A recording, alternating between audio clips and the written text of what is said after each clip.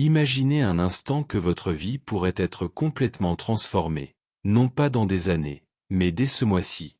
Cela peut sembler impossible, mais la Bible nous révèle des clés puissantes, des vérités éternelles capables de changer nos cœurs, nos pensées et nos habitudes.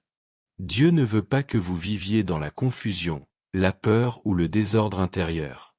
Il désire vous conduire sur un chemin de clarté, de paix et de transformation. Aujourd'hui, je vais partager avec vous 7 pas bibliques qui peuvent réellement transformer votre vie dès ce mois-ci, si vous les mettez en pratique avec foi et persévérance. Le premier pas est de reconnaître que vous ne pouvez pas tout faire seul. La Bible dit dans Jean chapitre 15, verset 5, « Je suis le CEP, vous êtes les sarments. Celui qui demeure en moi et en qui je demeure porte beaucoup de fruits, car sans moi vous ne pouvez rien faire. » C'est un appel à la dépendance envers Dieu. Trop souvent, nous essayons de contrôler chaque aspect de notre vie par nos propres forces, et nous finissons épuisés. Mais la transformation commence lorsque nous choisissons de nous attacher à Jésus, de lui confier nos faiblesses et de laisser sa force se manifester dans notre quotidien. Le deuxième pas est de renouveler votre esprit par la parole de Dieu. Dans Romains chapitre 12, verset 2, il est écrit: « Ne vous conformez pas au siècle présent, mais soyez transformés par le renouvellement de l'intelligence, afin que vous discerniez quelle est la volonté de Dieu, ce qui est bon, agréable et parfait. » Nos pensées déterminent notre vie. Si vous remplissez votre esprit uniquement avec les nouvelles négatives, les inquiétudes et les comparaisons, vous vivrez dans l'angoisse. Mais si vous remplissez votre cœur de la vérité biblique, vous commencerez à voir les choses avec les yeux de Dieu, et vos choix refléteront sa volonté. Le troisième pas est de pardonner. Le pardon est une des armes les plus puissantes de transformation. Dans Matthieu chapitre 6, verset 14, Jésus dit: « Si vous pardonnez aux hommes leurs offenses, votre Père céleste vous pardonnera aussi. » Beaucoup de vies restent bloquées parce que des blessures du passé ne sont pas guéries. Pardonner ne signifie pas approuver ce qui a été fait, mais choisir de ne plus être esclave de cette douleur.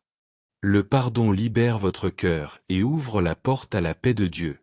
Le quatrième pas est de chercher la paix à travers la prière. Philippiens chapitre 4, versets 6 et 7 dit: « Ne vous inquiétez de rien, mais en toute chose faites connaître vos besoins à Dieu par des prières et des supplications, avec des actions de grâce. Et la paix de Dieu, qui surpasse toute intelligence, gardera vos cœurs et vos pensées en Jésus-Christ. » La prière n'est pas un rituel religieux, c'est une conversation vivante avec votre Créateur. C'est dans cette intimité que votre âme trouve le repos et la force de continuer. Le cinquième pas est d'obéir à la parole.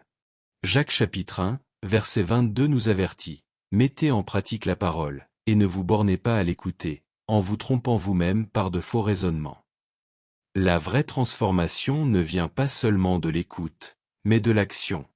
Chaque fois que vous choisissez d'appliquer un enseignement biblique dans votre vie, vous construisez des fondations solides, et rien ni personne ne pourra détruire ce que Dieu bâtit en vous. Le sixième pas est de marcher dans la gratitude. Dans 1 Thessaloniciens chapitre 5, verset 18 il est dit: « Rendez grâce en toutes choses, car c'est à votre égard la volonté de Dieu en Jésus-Christ. » La gratitude change votre perspective. Même dans les moments difficiles, vous pouvez choisir de voir les bénédictions et de remercier Dieu. La gratitude attire la présence divine, elle transforme les plaintes en louanges et ouvre votre cœur à plus de joie et de paix. Le septième pas est de demeurer dans l'amour.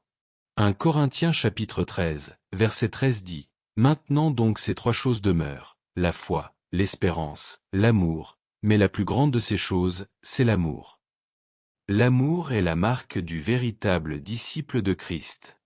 Quand vous choisissez d'aimer, même ceux qui ne le méritent pas, vous reflétez le caractère de Dieu. Et c'est cet amour qui a le pouvoir de guérir, de restaurer et de transformer les relations et les cœurs autour de vous.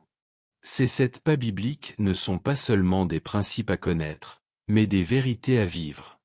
Si vous commencez dès aujourd'hui à les mettre en pratique, vous verrez un changement radical dans votre vie, car Dieu honore toujours la foi et l'obéissance. Et si vous souhaitez aller encore plus loin dans cette démarche de transformation, Je vous recommande la lecture de mon e-book, Chemin de lumière, le guide pour retrouver la paix intérieure. C'est un guide conçu pour vous aider à entendre la voix de Dieu au milieu du bruit, à lui confier vos inquiétudes et à expérimenter sa paix qui dépasse toute compréhension. Ce livre n'est pas seulement une lecture, c'est une invitation à marcher chaque jour plus près de votre Créateur et à trouver dans sa présence un refuge inébranlable. Rappelez-vous, la transformation ne commence pas demain.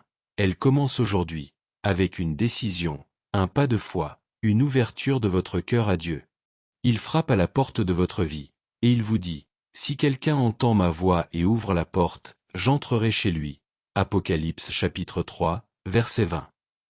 Ouvrez-lui votre cœur, et vous verrez sa lumière illuminer chaque partie de votre vie.